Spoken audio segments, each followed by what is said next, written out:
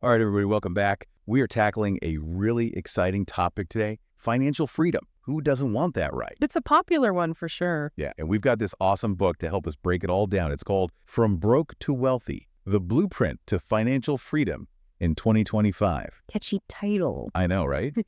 And it really does lay things out like a blueprint. It's all about actionable steps. Yeah. No fluff, just like here's how to actually make it happen. Love that. And it gets into some seriously juicy stuff too, like building multiple income streams and really making that compound interest work for you. Yeah, that's the dream, right? So today we're going to deep dive into all of that. We're going to figure out not just what this blueprint says, but why these strategies are effective and how you can actually use them in your own life. I'm ready. Let's do it. Okay, so one thing that really jumped out at me from the book is how much emphasis it puts on mindset. It talks about, eliminating those self-limiting beliefs and really cultivating a growth-oriented mindset. That's so important because so much of our financial success comes down to our beliefs about money. It's kind of crazy when you think about it. Oh, totally. Like I used to think investing was just for rich people, not for someone like me. It's wild how much those kinds of thoughts can hold you back. Yeah, it's like a self-fulfilling prophecy. Yeah. I had a friend who always struggled with money, and she'd always say things like, I'm just not good with finances. And it was almost like she was making it true just by saying it, Totally. But the good news is that you can change your mindset. It's like that whole I can't versus I can learn how thing. Yeah. So mindset is huge. What else is really key when it comes to achieving financial freedom? One word, diversification. It's all about those multiple streams of income, right? Yes.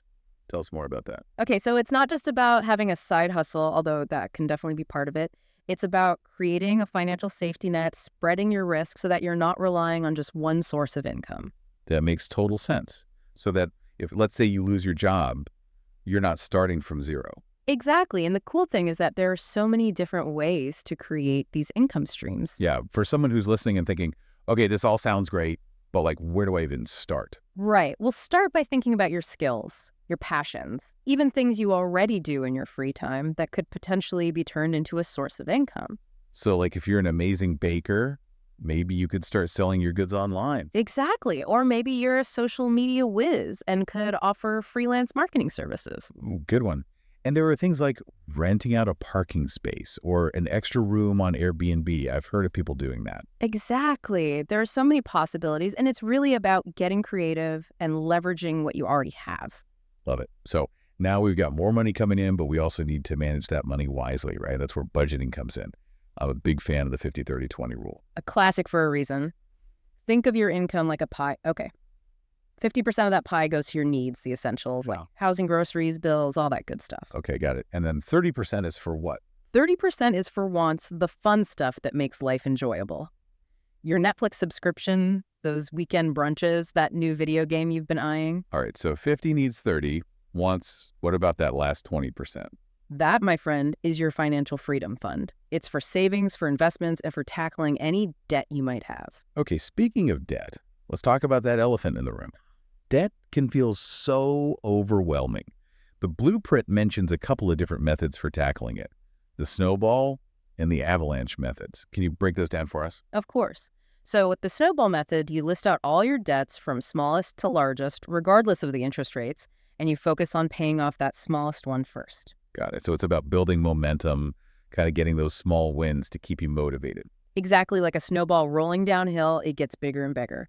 Now with the avalanche method, you prioritize the debts with the highest interest rates. Okay, so that's more about saving money in the long run. Precisely, you're tackling those high interest charges head on. It's great that there are different approaches so you can find what works best for your personality and your situation.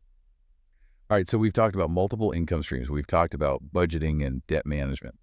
Let's talk about investing. The blueprint made compound interest sound almost magical. It kind of is. Think about it like this. You plant a tree, right? Over time, it grows taller and stronger, but then it starts producing seeds, and those seeds grow into new trees. That's compound interest in action. Your initial investment grows, and then the earnings on that investment start generating their own earnings. It's this incredible snowball effect. Okay, that image is totally going to stick with me. Now, the blueprint mentions some different investment options like stocks, bonds, even real estate. What should someone who's just starting out with investing know? Well, a great starting point is something like a low-cost index fund or an ETF. ETF, exchange traded fund, for those who are like, what's that? Exactly. And you can think of it like a basket of different stocks. So you're diversifying your investment right from the start. Okay, that makes sense. And then there are REITs, real estate investment trusts, which allow you to invest in real estate without actually having to buy property. So many options. Mhm. And I love how the blueprint really emphasizes the importance of understanding your own risk tolerance and your investment goals. It's about creating a personalized plan, not just blindly following someone else's advice. Exactly. It's about taking control of your financial future. Absolutely. And speaking of staying in control, let's talk about those financial pitfalls that the blueprint warns us about. Oh, yes, those are important to be aware of. Things like lifestyle inflation, emotional investing. They sound kind of scary. Yeah. Well, lifestyle inflation can be sneaky. You get a raise or a bonus, and suddenly you feel like you need that bigger apartment or that fancy car. It's important to keep your spending in check and stay focused on your long-term goals. I've definitely fallen into that trap before. It's so easy to get caught up in that I deserve this mentality. It's human nature, but being aware of it is half the battle. Totally. And what about emotional investing? That's when you let your emotions, fear, or excitement drive your investment decisions. So like seeing a stock skyrocketing and jumping in without doing your research. Exactly. Or panic selling when the market dips. You need to have a plan and stick to it. Don't let your emotions take the wheel. This deep dive has been so eye-opening. It's like we've gone from feeling lost in the financial wilderness to having this incredible map and compass to guide us. That's a great analogy. Thanks.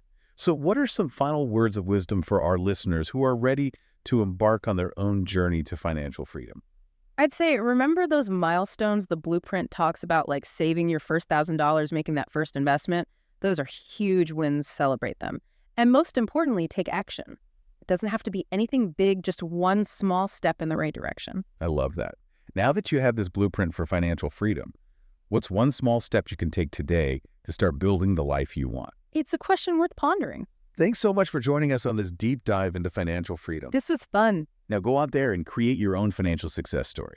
You got this. We'll see you next time. See ya.